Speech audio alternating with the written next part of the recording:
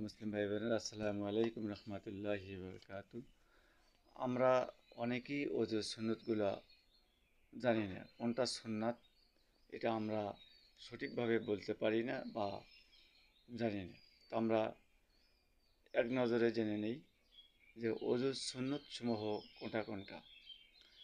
ওজুর শুরুতে নিয়ত করা, বিসমিল্লাহ পড়া, উভয় হাতের কবজি পর্যন্ত 3 বার ধৌত করা, মিসওয়াক করা, গড়গড়া সহ কুলি করা, নাকের নরম জায়গা পর্যন্ত পানি পৌঁছানো, প্রত্যেক অঙ্গকে 3 বার করে ধৌত করা, দাড়ি খেলাল করা, হাত পায়ের আঙুলগুলি খেলাল করা, হাত সম্পূর্ণ মাথা একবার মোছা করা, 2 কান মোছা করা, এক অঙ্গ শুকাইবার আগেই অঙ্গ ধৌত করা, তরতিব অনুযায়ী উজু করা, ডান দিক হইতে উজু শুরু করা এবং ওজুর পরে কালেমায়ে শাহাদত পড়া, অর্থাৎ ওজুর দোয়া পড়া, পাঠ করা।